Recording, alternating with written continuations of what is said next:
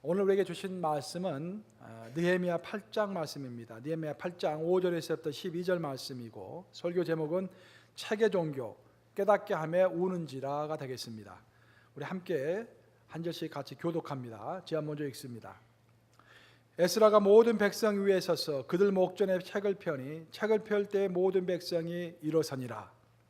에스라가 위대하신 하나님 여호와를 송축하며 모든 백성이 손을 들고 아멘 아멘 하고 응답하고 몸을 굽혀 얼굴을 땅에 대고 여호와께 경배하니라.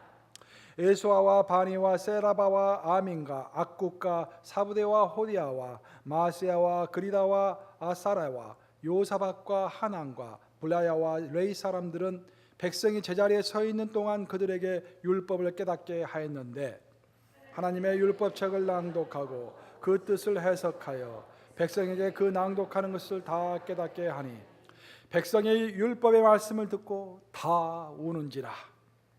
총독 느헤미야와 제사장 겸 학사 에스라와 백성을 가르치는 레위 사람들이 모든 백성에게 이르기를, 오늘은 너희 하나님 여호와의 성일이니 슬퍼하지 말며 울지 말라 하고, 느헤미야가 또 그들에게 이르기를, 너희는 가서 살찐 것을 먹고 단 것을 마시되 준비하지 못한 자에게는 나누어 주라. 이날은 우리 주의 성일이니 근심하지 말라.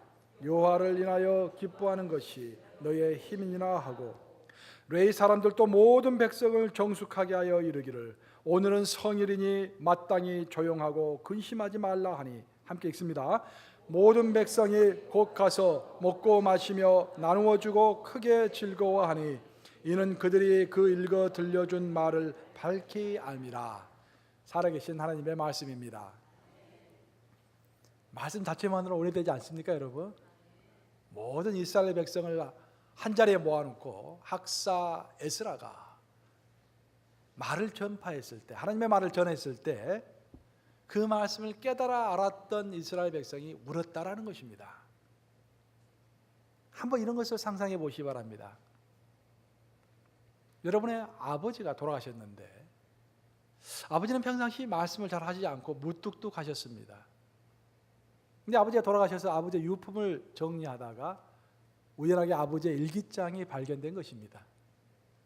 그 일기를 쭉 읽어봤더니 평상시 그렇게 말씀이 없으셨던 우리 아버지가 나를 얼마나 사랑했는지, 나 때문에 얼마나 고생했는지, 나의 미래에 대해서 얼마나 염려하시고 근심하시고 또 나를 위해서 교육보험까지 들어주셔가지고 교육을 잘 받게 하시고, 그런 것들이 일기장을 읽으면서 발견됐을 때 우리의 감동이 얼마나 크겠습니까? 우리 울겠죠? 울겠죠. 그런 내용과 비슷한 내용입니다. 이스라엘 민족이 한때 하나님의 말씀이 끊겨져 가지고 말씀 잘 몰랐습니다. 포로 생활을 하는 동안에, 바벨론에서 포로 생활을 하는 동안에 하나님의 말씀이 끊겨서 잘 몰랐었는데, 오랜만에 학사 에스라를 통해서 하나님의 말씀이 선포가 될 때 그 말씀을 깨닫고 나서 울었다라는 그런 내용인 것입니다. 저는 오늘 여러분과 더불어서 이렇게 하나님의 말씀을 이해하고 깨닫는 것이 얼마나 중요하고 우리의 삶의 그 원동력이 되고 활력이 되는지 함께 나누면서 은혜를 나누고자 합니다. 이제 8월 달이 되면은 브라질에서 하계 올림픽이 열립니다. 새삼스럽게 그 남미의 파워가 느껴지는 그런 시기입니다. 사실 브라질에서 2년 전에 월드컵 경기가 열렸는데 또 올림픽까지 하는 걸 보면서 참 대단하다는 생각이 듭니다. 남미는 보통 라틴 아메리카라고도 하는데, 그 라틴 아메리카에서 나온 책 중에서 가장 대표적인 현대 소설 중에 하나가 100년의 고독이라는 책이 있습니다. 유명한 책입니다. 가브리엘 마르케스가 쓴 소설인데, 이 소설을 쓰기 위해서 가브리엘 마르케스는 무려 23년 동안 그 소설을 구상했다고 합니다. 계획하고 구상하고 준비한 거예요. 23년 동안. 그리고 18개월에 걸쳐서 그 소설을 썼습니다.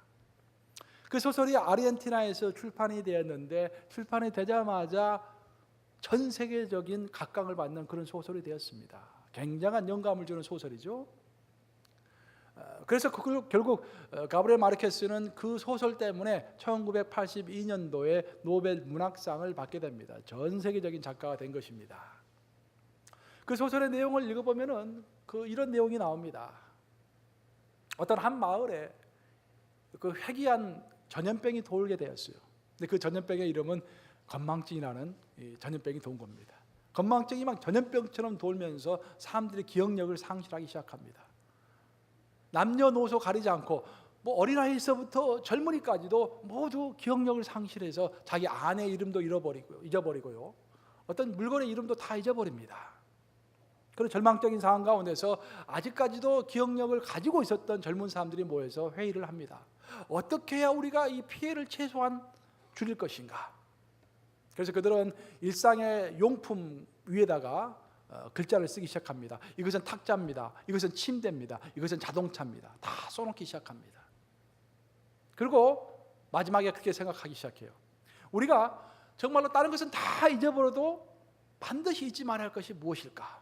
그것을 우리가 마을 입구 큰 간판에다가 적어놓자. 그렇게 회의를 합니다. 그래서 모여가지고 막 자기들끼리 서로 이야기를 나누어요. 무엇이 가장 중요할까? 무엇을 잊지 말아야 할까? 그래서 결정을 하기를 두 가지를 결정합니다. 그리고 큰 간판 두 개를 준비해가지고 그 간판에다가 자기들이 결정한 것을 써넣은 것입니다. 첫 번째로 써넣었던 말은 뭐냐면은 이곳은 마칸도입니다 라고 자기 마을의 이름을 써놨습니다. 자기들이 회의를 해보니까 무엇보다도 우리의 존재가 어디서 왔는지, 우리의 뿌리와 우리의 역사가 무엇인지를 아는 것이 가장 중요하다고 생각했기 때문입니다. 그래서 그들이 간판 하나에다 써놓은 글은 이곳은 마칸도입니다 라고 썼습니다.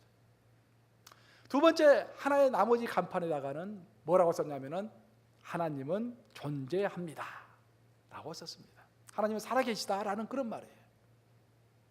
정말로 이해하기 힘든 이 상황, 절망적인 이 상황 가운데서도 그들에게 유일한 희망이요, 유일한 해결책이라고 생각됐던 분이 바로 하나님이라고 믿었기 때문입니다. 지금 당장에는 이해가 되지 않고 우리가 고통 가운데 있지만 이것도 하나님의 섭리이고 언젠가는 이 문제가 해결될 것이다. 그래서 우리는 이것만큼은 잊지 말아야 한다 라고 생각해서 거기다가 하나님은 존재하십니다라고 써놓은 것입니다. 사랑하는 여러분, 만약 이런 상황이 우리 뉴욕 감리교회 또 여러분의 가정에 생겼다고 한다면 어떤 큰 간판을 딱 여러분 앞에 대고서 여러분이 그 위에다가 다른 건 다 잊어버려도 이것만큼 잊지 말아야 한다, 한번 써보십시오라고 한다면 뭐라고 쓰겠습니까? 우리 지강수 목사님 제일 앞에 앉아 계시는데 뭐라고 쓰시겠어요? 거기다가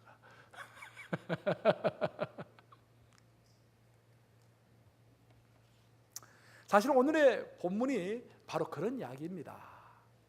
인생에 있어서 무엇이 가장 중요한가? 우리 인생에서 정말로 진실한 눈물을 흘리게 하는 것이 무엇인가? 우리의 인생에 있어서 정말로 우리로 하여금 마음속 깊은 곳에서 결단하게 하는 것이 무엇인가? 그런 것을 설명하고 있는 정말 놀라운 이야기입니다. 오늘 본문의 배경을 좀 여러분들이 이해하실 필요가 있는데, 유다 왕국이 바벨론에 멸망할 때 하나님께서는 선지자 에레미야를 통해서 유대 백성들에게 이렇게 예언하십니다. 너희는 70년 후에 바벨론이 멸망되면서 해방될 것이다 라는 예언을 해주십니다.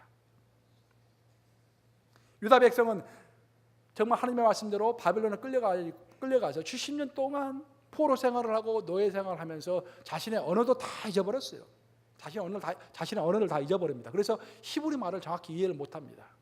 그리고 자신의 문화도 다 잊어버렸습니다. 아예 바벨론 사람들이 다 되었습니다.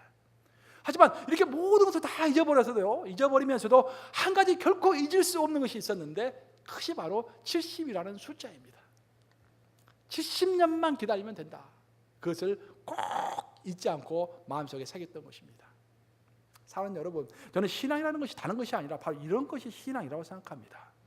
다른 건 다 잊어버려도 정말로 잊지 않고 꼭 붙잡아야 할 하나님의 말씀이 있는 것입니다. 그 약속이 있는 것입니다. 예를 들어서 나는 지금 이렇게 힘들어도 결국 나는 천국에 간다. 결국 이렇게 하나님이 지금 없는 것처럼 보이지만 마지막에 하나님의 말씀처럼 하나님의 마지막 심판이 있다 라는 그 하나님의 약속을 꼭 붙잡고 결코 잊지 않고 살아가는 것, 그것이 바로 신앙인 것입니다. 이스라엘 민족은 결코 그 어려운 가운데서도 70이라는 숫자를 잊지 않았어요. 바로 그렇기 때문에 그곳에서 자기의 정체성은 유지할 수가 있었습니다. 문화가 없어지고 언어가 없어졌지만 자신의 정체성은 그래도 유지할 수 있었어요. 나는 유다인이다 라는 정체성은 유지가 되었던 것입니다. 더 놀라운 것은 뭐냐면은 이스라엘 민족만 그 70이라는 숫자를 잊어버리지 않았던 것이 아니라 우리 하나님도 그 70이라는 숫자를 잊지 않으시고 70이라는 숫자를 손으로 꼽으면서 기다리고 계셨습니다. 하나님이 그들에게 징계를 주신 것은 그들이 미워서가 아니라 그들을 더 좋은 사람으로 만들기 위한 징계였기 때문에 그 징계가 빨리 끝나기를 하나님도 원하셨던 것입니다. 그래서 하나님께서는 손으로 꼽으셨어요. 70년의 숫자를 꼽으셔서 그 약속의 때가 딱 됐을 때 70년이 끝나자마자 정확하게 하나님께서는 행동하십니다. 우리 하나님은 그러신 분이에요. 우리보다 더 마음 아파하시고 정말 하나님께서는 빨리 그 징계가 풀려난 날을 기다리시고 그 정하신 70년이 되었을 때 지체하지 않으시고 곧바로 행동에 옮기십니다. 강대국 바벨론, 절대 멸망할 수 없을 것처럼 보였던 그 강대국이 하루아침에 무너지는 것입니다. 그리고 하나님께서는 페르시아를 흥하게 하십니다. 그리고 그 페르시아의 왕이었던 고레스 왕의 마음을 딱 터치하시는 것입니다. 하나님에 의해서 마음의 터치를 받았던 고레스는 갑자기 유대 백성들이 불쌍해 보입니다. 그래서 그들을 불러가지고 해방시켜줍니다. 해방시켜줄 뿐만 아니라 너의 소원이 무엇이냐 물어보면서 그들이 우리는 무너진 성전을 건축하는 것이 우리의 소원입니다 라고 했더니 그 성전을 건축할 수 있는 물자까지 다 줍니다. 그리고 바벨론의 느부갓네살 왕이 예루살렘 성전을 무너뜨렸을 때 586년에 무너뜨렸을 때 BC 586년이죠. 그때 무너뜨렸을 때 그때 그 성전에서 온갖 귀한 금과 은으로 된 성전 기명들을 다 도둑질했는데 그것을 다시 다 돌려줍니다. 이 모든 것이 가능했던 게 무엇 때문입니까? 하나님이 고레스의 마음을 움직였기 때문입니다. 저는 목회하면서 그런 걸 많이 느낍니다. 이 사람의 마음이 움직일 수가 없습니다. 아무리 노력해도 안 돼요. 누가 해야 합니까, 여러분? 하나님이 해야 하는 거예요. 인간관계는 하나님이 풀어줘야 합니다. 기다리면서 기도하는 것이 참 필요한 것입니다. 하나님이 고레스의 마음을 움직이시니까 모든 것이 해결이 된 것입니다. 이렇게 70년이 지나서 유대 백성들이 하나님의 도우심으로 이제 유다 공동체를 재건하기 시작합니다. 무너진 이스라엘을 다시 세우는 것입니다.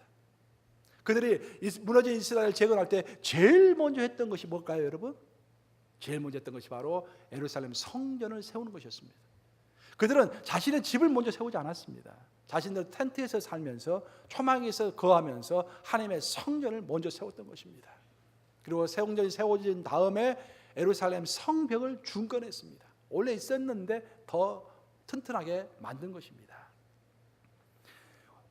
그러면서 그들이 그 고된 작업을 하면서 심신의 고단이 찾아왔습니다. 성경에 나와 있는 연도를 한번 계산해 보면은요, 계산해 보니까 거의 85년 정도 일을 했어요. 성전을 짓고 성벽을 다시 중건하는데 85년이라는 세월이 걸렸던 것입니다. 그러면서 처음 시작하는 사람들은 어떤 의도를 알았어요. 왜 자신들이 성전을 지어야 하는지, 왜 자신들이 예루살렘 성벽을 지어야 하는지 처음에 있었던 사람들은 다 알았어요. 하지만 그들은 일을 하다가 죽었습니다. 그리고 2세들, 3세들이 일을 하면서 그들은 영문도 모르고 그냥 일을 했던 거예요. 그러나서 성벽이 다 건축이 되고 성전이 다 건축되었을 때 갑자기 마음이 허탈해지기 시작합니다. 도대체 우리가 왜 이런 일을 했던가? 그리고 이제까지 정말로 그야말로 성전을 건축하는 것, 의미 있는 일이었지만 성전과 성벽을 건축하는 것이 그들에게는 일이었지 그것에 대한 의미를 찾을 수가 없었습니다. 그래서 그들은 마음의 결심을 하기를 학사 에스라를 불러서 도대체 하나님의 의도가 무엇이었는지, 하나님의 뜻이 무엇인지 그것을 듣기를 원했던 것입니다. 오늘 본문을 보시면 나팔절이라고 되어 있는데 그 나팔절 날 모든 백성이 다 모입니다. 나팔절은 물론 이제 양력으로 하면 7월 달이지만 이스라엘 달력으로 하면은 히브리 달력으로 하면은 정월 초하루입니다. 정월 초하루에 성전의 동문에서부터 성벽 사이에 수문이라는 큰 공터가 있었는데 그 공터에 모든 백성들이 일제히 모였다라고 1절에서 이야기하고 있습니다. 일제히 모였다라는 말은 누가 시키지 않았는데도 자연스럽게 마음이 동해가지고 그냥 우르르 모여든 겁니다. 모여들었어요. 그리고 그들은 에스라에게 부탁합니다. 하나님의 말씀을 들려주세요. 그때 하나님의 말씀이라는 것은 보통 모세오경입니다. 그렇죠? 토라라고 하는 모세오경, 창세기, 출애굽기, 레위기, 민수기, 신명기 이 5권의 책을 들려주기를 원했던 것입니다. 그래서 에스라는 그러면은 두루마기로 되어 있는 그 말씀을 가져와라. 그 당시 두루마기는 양피지, 양의 가죽에다가 말씀을 다 적었기 때문에 그 모세오경을 다 읽어주기 위해서는 장정 몇 사람이서 그것을 짊어지고 왔어야 했을 것입니다. 그 많은 양의 책을 가져왔을 때 에스라는 오늘 본문에 보면 특별하게 나무로 강단을 만들었다고 했습니다. 특별한 강단을 만들어서 그 위에 올라와서 하나님의 말씀을 들려주기 위해서 두루마기를 쫙 폈습니다. 폈을 때 백성들이 어떻게 했을까요, 여러분? 백성들이 가만히 앉아 있었을까요? 가만히 앉았지 않고 모두 다 일제히 일어섰다라고 되어 있습니다. 오늘날도 보수적인 교회 가면 그래요. 보수적인 교회 가면은 성경 말씀이 봉독이 되고 그럴 때는 자리에 앉아 있지 않습니다. 좀 일어섭니다. 일어서서 하나님의 말씀 듣습니다. 바로 이제 이런 데서 유래한 거죠. 모든 백성이 서서 말씀을 들었는데 오늘 본문을 보면은 데이브레이크부터 시작했다고 그랬죠. 동이 틀 때부터 시작해서 종오의 12시까지 말씀이 계속 선포됐다고 되어 있습니다. 그럼 데이브레이크는 보통 6시경이에요. 6시경. 아침 6시경부터 정오 12시까지 무려 6시간 동안 그 때학볕에서 말씀이 선포됐는데 모든 백성은 남녀노소하지 않고 그 본문에 따르면 말씀을 알아들을 수 있는 모든 자라고 했으니까 어떤 어린아이들도 좀 있었을 것입니다. 그 모든 아이들이 6시간 동안 서가지고 하나님의 말씀을 경청했던 것입니다. 얼마나 진중합니까? 얼마나 심각합니까? 저는 이런 자세로 매일 우리가 또 매주일 설교 말씀을 듣고 또 우리가 성경 공부할 때 이런 마음 자세로 말씀을 드려야 한다고 생각합니다. 근데 놀라운 것은 그렇게 말씀이 선포가 됐는데 거기 서 있었던 이스라엘 백성들은 그 말씀을 이해할 수가 없었습니다. 왜냐하면 그들이 혈통으로는 유대인들이었지만 사실 바벨론에서 포로 생활하면서 그들의 사고방식은 완전히 바벨론화되어 있었습니다. 그리고 언어도 사실 아람어를 주로 그들 가운데 썼기 때문에 히브리어를 제대로 알아들을 수가 없었습니다. 그래서 감동이 없었어요. 오늘도 마찬가지예요. 오늘도 우리가 어떤 하나님의 말씀을 선포할 때 그 말씀을 제대로 이해하지 못하면 감동이 오지 않는 것입니다. 그래서 성경 공부가 필요한 것입니다. 성경을 그냥 듣는 것이 아니라 성경 공부가 필요해서 그 내용을 제대로 아는 것이 하나님의 마음을 아는 것이 필요한 것입니다. 그리고 그 하나님의 마음이 이해가 될 때 우리가 얼마나 큰 감동으로 다가옵니까? 그래서 에스라는 중간중간에 레위인들, 즉 종교 지도자들은 레위인들을 그 백성 중간중간에 세워놓고 그들로 하여금 자신이 선포한 말을 번역하도록 했습니다. 해설하도록 했습니다. 다시 아람어로 재번역하고 또 그것의 뜻이 무엇인지를 설명하도록 했습니다. 그리고 그 설명을 들었을 때 그래서 하나님의 말씀이 이해가 됐을 때 그때 그들이 눈물을 흘렸다라고 오늘의 본문은 이야기하고 있는 것입니다. 오늘 본문 다시 한번 읽어보겠습니다. 에레미야 8장 8절과 9절입니다. 우리 한번 같이 읽어보겠습니다. 시작. 하나님의 율법책을 낭독하고 그 뜻을 해석하여 백성의 그 낭독하는 것을 다 깨닫게 하니 백성이 율법의 말씀을 듣고 다 우는지라. 총독 느헤미야와 제사장 겸 학사 에스라와 백성을 가르치는 레위 사람들이 모든 백성에게 이르기를 오늘은 너희 하나님 여호와의 성일이니 슬퍼하지 말며 울지 말라 하고. 말씀이 깨달아지니까 그때부터 백성들이 울기 시작했다라는 것입니다. 그전에는 울지 않았어요. 그전에는 눈을 말똥말똥 뜨면서 그 의미를 몰랐기 때문에 가만히 있었습니다. 하지만 그 말씀이 해석되었을 때 그들이 드디어 울기 시작했다는 것입니다. 왜 울었을까요? 말씀이 깨달아졌기 때문에 울었다는 것입니다. 무엇이 깨달아졌습니까? 무엇보다도 왜 그들이 죽을 고생을 하면서 그 85년간 성벽을 건축하고 성전을 짓고 왜 그런 노동을 했던가? 아무런 의미를 몰랐었는데 이제서 그 의미를 알게 된 것입니다. 자신의 노동의 의미, 수고의 의미, 눈물의 의미, 고통의 의미를 이제서 깨닫고 그것이 정말 의미 없는 일이 아니라 하나님이 바라시는 일이었고 하나님이 칭찬하는 일이었고 하나님이 원하시는 일이었구나라는 것이 깨달아졌을 때 그들이 눈물을 흘리기 시작했다라는 것입니다. 또한 그들 그 말씀을 들으면서 하나님은 우리를 미워해서 우리를 종살이 시켰던 것처럼 알았는데 알고 보았더니 하나님께서 우리를 너무 사랑하셔서 죄는 제대로 징계받게 하시고 하지만 다시 건지셔서 선택된 면적으로 새 출발을 하도록 우리에게 허락하셨구나라고 하나님의 그 깊으신 뜻이 깨달아질 때 그들이 또한 울었다고 되어 있습니다. 또한 그들은 성경 말씀이 선포되는 것을 들으면서 그들이 얼마나 죄인인가, 분명히 레기 말씀이 선포됐을 것입니다. 분명히 신명기 말씀이 선포됐을 것입니다. 그 말씀 속에 들어있는 우리 선조들도 죄인이요, 나도 죄인이요, 죽을 수밖에 없는 죄인인데 그래도 하나님은 우리를 용서하시고 지금도 선택된 민족, 선민으로 삼아주신 그 은혜가 놀라워서 또한 울었을 것입니다. 그 모든 것이 말씀을 깨닫고 이해할 때 눈물이 나오기 시작했던 것입니다. 사랑하는 여러분, 우리 기독교는 결국 이렇게 말씀의 종교이고 책의 종교입니다. 그 모든 것을 떠나서 가장 기본적으로 출발선상이 말씀인 것입니다. 기도보다도 먼저요, 하나님의 체험보다도 먼저요, 은혜보다도 먼저요, 모든 것의 출발이 말씀으로 출발하는 것입니다. 모든 행동과 판단의 근거가 성경에서 비롯된다라는 그런 이야기입니다. 우리는 이 성경책을 내려놓는 그 순간부터 우리 입에서 나가는 모든 말과 우리 머릿속에 생각하는 모든 생각은 세상의 생각이고 세상의 말입니다. 세상의 상식과 세상의 지식을 인용하게 되는 것입니다. 이 말씀을 내려놓는 순간부터입니다. 바로 그래서 경건한 이스라엘 사람들은 오늘날에도, 여러분도 공항에 가시면 볼 거예요. 검은 망토 쓰고 유대인들 어떻게 합니까? 하나님의 말씀을 이마에다 맵니다. 그렇죠? 그 하나님의 말씀을 손목에다 메고 다닙니다. 왜냐? 하나님의 말씀이 있지 않고 내가 하는 모든 말과 내가 하는 모든 생각과 내가 하는 모든 판단을 성경에 근거하여서 하면서 살아가겠다라는 의지의 표현인 것입니다. 왜 유대인만 그렇게 해야 합니까? 우리는 더 그렇게 해야 하지 않겠습니까? 우리는 그들보다 더 은혜를 받은 자들이기 때문에. 그렇죠? 성경 말씀을 읽고 묵상하지 않을 때 우리는 아주 자연스럽게 세상에서 배운 상식, 세상에서 배운 지식, 순간적인 감정, 느낌, 그런 걸로 보는 것을 행동하게 되어 있는 것입니다. 성경은 하나님이 우리를 지으실 때 하나님의 형상을 따라서 지었다고 했습니다. 그래서 하나님의 형상을 따라서 지었다라는 의미는 하나님의 지정의를 그대로 우리에게 부어주셨다라는 말입니다. 하나님의 지정의라는 것은 첫째, 하나님의 지적인 면, 하나님을 생각하시고 계획하시는 분이십니다.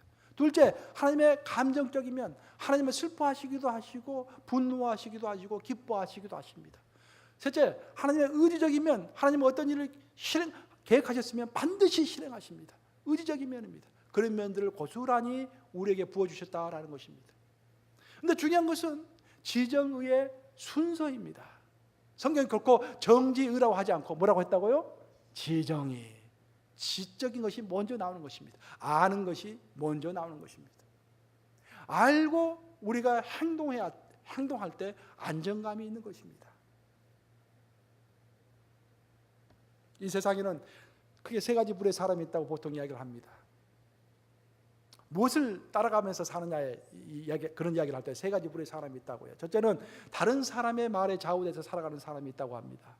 두 번째로는 자기 자신의 신념과 내면의 소리에 좌우돼서 살아가는 사람이 있다고 합니다. 하지만 세 번째로는 신령한 소리에 좌우되어서 그 말씀을 따라가면서 사는 사람이 있다고 합니다. 다른 사람의 말에 좌우되어서 살아가는 사람은 하나님 앞에서의 나보다는 사람들 앞에서 사람들이 나를 어떻게 볼까라고 생각하기 때문에 하루에도 12번 바뀌는 것입니다. 생각이 바뀌고 말이 바뀌고 행동이 바뀝니다. 반면에 자신의 신념과 소신을 가지고 살아가는 사람은 자신의 내면의 소리에 귀를 기울입니다. 그런데 우리 예수님께서는 가장 위험한 사람이 바로 이런 사람이라고 했습니다. 우리 예수님은 너무도 자기 생각과 자기 의가 강한 사람은 진리에 대한 귀가 막히고 눈이 어두워진다고 선포하셨습니다. 가장 대표적인 케이스가 바리새인들이라고 예수님께서 말씀하신 것입니다. 그래서 우리는 다른 사람의 소리도 아니요, 내 내면의 소리도 아니요, 오직 신령한 소리에 의지해서 살아가야 할 줄로 믿습니다. 그렇게 하셔야 돼요. 우리 기독인은 신령한 소리, 즉 하나님의 음성을 듣기 위해서 세상의 소리와 내 자신의 소리로부터 잠시 귀를 닫고서 갈망하는 마음으로 성경 말씀을 찾고 애타게 그리워하고 묵상해야 하는 것입니다. 그 안에 모든 해결책과 우리에게 감동을 주는 것과 근본 보화가 다 그 안에 담겨있기 때문입니다. 보통 우리는 프로를 이야기할 때 뭐 골프 프로도 많고 뭐 테니스 프로도 있고 야구 프로도 있고, 그런데 프로의 가장 기본은요, 베직에 충실한 것입니다. 기초에 충실한 사람이 프로입니다. 김연아도 그 옛날에 저 봤더니 그 기사를 봤더니 하루에 6시간인가 반드시 연습한다고 이렇게 돼 있더라고요. 벌써 세계 탑에 올라갔음에도 불구하고 매일 이렇게 연습하는 거예요. 이렇게 기초에 튼튼한 사람입니다. 저는 신앙에도 프로가 있다고 생각합니다. 그럼 신앙의 프로에서 가장 중요한 것이 무엇인가? 그것은 신앙의 가장 기초가 되는 말씀을 손에 놓지 않는 것입니다. 말씀을 창세기부터 요한계시록까지 빠짐없이 읽고 부지런히 묵상해야 합니다. 이것이 성경입니다, 여러분. 성경은요, 여러분들이 만약 구약만 읽는다고 한다면 성경의 앞면만 보는 거예요. 만약 여러분들이 성경의 신약만 본다면 뒷면만 보는 겁니다. 성경을 전체적으로 볼 수 없는 것입니다. 그래서 우리는 창세기부터 요한계시록까지 하나도 빠지지 않고 성경을 다 읽고 묵상해야 합니다. 그 의미를 알고 하나님의 뜻을 발견해야 합니다. 그래서 저는 뉴욕 감옥에 와서 계속해서 말씀을 한 절 한 절 강독했습니다. 전부 다 한 절 한 절 전부 주의하고 강독했습니다. 그래서 이제 보니까 지난 한 2주 전에 이제 신약 마태복음부터 요한계시록까지 보니까 마가복음하고 누가복음 빼놓고 나머지 전부 다 한 절 한 절 전부 강독했습니다. 새벽기도 또 수요예배를 통해서 어떤 책은 뭐 3번 4번 한 것도 있어요. 로마서는 이제 3번째 하고 있고 사도행전 2번째 하고 있고 요한복음 벌써 2번 했고 그런 식인데 물론 구약도 했습니다. 하지만 신약을 이렇게 철저하게 했습니다. 왜냐? 강조점이 다 다릅니다. 성경책마다. 그래서 우리는 성경을 마태복음부터 요한계시록까지 빠지지 않고 읽을 필요가 있는 것입니다. 우리가 취할 수 있는 모든 복과 평안의 근원은 하나님의 말씀이 이 성경 속에 있습니다. 그래서 기독교는 책의 종교인 것입니다. 우리는 이 땅에서 정말 힘있게 살기를 원하고 저 복을 받기를 원하고 행복해지기를 원하고 의미 있게 살기를 원합니다. 그 모든 의미가 어디서 오는 것입니까? 그 모든 힘이 어디서 오는 것입니까? 파워가 어디서 오는 것입니까? 그 모든 삶의 행복이 어디서 오는 것입니까, 여러분? 성경 말하기를 하나님의 말씀에서부터 온다고 말하고 있습니다. 왜냐? 그 말씀을 우리가 청종하고 그 말씀대로 따라서 살아갈 때 우리에게 힘이 생기고 복이 임하고 의미 있는 삶의 기초를 쌓을 수가 있기 때문입니다. 우리는 감정적이고 체험적인 신앙을 원하는 사람들도 있습니다. 우리 가운데. 그걸 또 좋게 생각하는 사람도 있습니다. 결코 나쁜 것은 아닙니다. 우리 하나님을 체험해야 되고 우리의 감정이 복받쳐 오를 때도 있어야 합니다. 하지만 그것만 가지고 있는 신앙은 비바람이 몰아칠 때 또 사탄이 우리를 공격할 때 금방 무너지는 신앙이 되기 쉽습니다. 여러분 여기 옆을 보세요. 벽을 쌓았습니다. 벽을 쌓는데 물과 모래로만 이 벽을 쌓을 수 있습니까? 결코 물과 모래로만 벽을 쌓을 수가 없습니다. 이 벽은 벽돌이 필요하고 시멘트가 필요한 것입니다. 벽돌과 시멘트가 물과 모래와 겸해졌을 때 튼튼한 아름다운 벽이 만들어지는 것입니다. 여기서 시멘트와 벽돌의 역할을 하는 것이 바로 딱 굳어진 역할을 하는 것이 바로 말씀인 것입니다. 거기에다가 신앙적인 체험도 필요하고 성령의 임재도 필요하고 그 말과 그 물과 모래와 같은 것들이 또한 필요한 것입니다. 하지만 정말로 우리가 성령 체험을 했다고 한다면 정말 하나님의 음성을 듣고 살아가는 사람이라고 한다면 무엇보다도 벽돌과 시멘트가 되는 말씀의 단단함이 우리 가운데 겸해서 있어야 하는 것입니다. 이제 말씀을 마무리합니다. 몇 년 전에 이제 그 세계적인 신학자인 프랑스와 보봉 교수, 하버드학교 교수인데 한국을 갔어요. 한국을 가서 인터뷰를 했습니다. 그래서 제가 이제 관심이 있어가지고 그 인터뷰 기사를 한번 쭉 읽어봤어요. 거기다 이제 뭐라고 써놨냐면은 기자가 물어보기를 한국에서 좀 이제 체류하셨는데 한국 교회와 한국 성도들을 평가해 주시기 바랍니다. 어떤 인상을 받으셨습니까? 라고 했더니 그 보봉 교수가 그렇게 이야기를 했어요. 4가지로 이제 자기의 소감을 이야기했습니다. 그 4가지 중에서 첫 번째가 뭐냐면은 한국 성도들은 집중하지 못하는 것 같습니다. 이게 첫 번째 소감입니다. 정말 다행스럽게도 우리는 한국에 있지 않고 미국에 있는 것을 너무도 다행스럽게 여깁니다, 여러분. 할렐루야. 뭐 우리는 한국에 있지 않으니까. 근데 하여튼간에 집중하지 못하고 있다라는 것이 첫 번째 소감입니다. 그가 말하기를 정말 좀 더 단순하게 생활하고 좀 더 안식하면서 하나님의 말씀에 집중하는 것이 필요합니다. 이것이 신앙의 가장 기본이면서 핵심입니다라고 명확하게 이야기를 했습니다. 여러분들이 잘 아는 세계적인 또 우리 미국에서 태어난 가장 최고의 설교자라고 하는 D.L. 무디가 이런 고백을 했죠. 나는 한때 믿음을 달라고 하나님께 간절히 기도했습니다. 나는 이렇게 믿음을 달라고 하나님께 기도하면은 그 믿음이 하늘에서 뚝딱하고 내 마음속에 뿌려질지 떨어질 거라고 생각했습니다. 근데 그렇게 해도 믿음이 생기지 않았습니다. 그러다가 어느 날 문득 로마서 10장 17절 말씀을 읽게 되었습니다. 믿음은 들음에서 나고 들음은 그리스도의 말씀으로 말미암았느니라. 그 말씀을 듣는 순간 나에게 깨달음이 왔습니다. 그래서 그때부터는 내가 기도할 때 그냥 기도하지 않고 성경 말씀을 펴놓고 성경 말씀을 읽고서 기도하기 시작했습니다. 그러자 정말로 놀랍게도 내 믿음이 부쩍부쩍 자라나기 시작했습니다. 너무 기본적인 말이지만 너무 핵심적인 말입니다. 말씀이 없는 기도 위험하고 우리의 정욕적으로 기도하기 쉽습니다. 말씀이 없는 조언, 말씀이 없는 회의, 말씀이 없는 자식 교육 굉장히 위험합니다. 결국 우리의 믿음과 어떤 성령의 능력 체험 그리고 기도 이 모든 것은 결국 성경 읽기와 함께 가야 하는 것입니다. 우리로 진실되게 깨닫게 하고 진실되고 내 가슴을 치게 만들고 진실되게 감동하게 하고 우리를 움직이고 우리를 성숙하게 하는 것 그것은 다른 것이 아니라 하나님의 말씀인 것입니다. 저는 설교 맨 서두에서 이런 질문을 했습니다.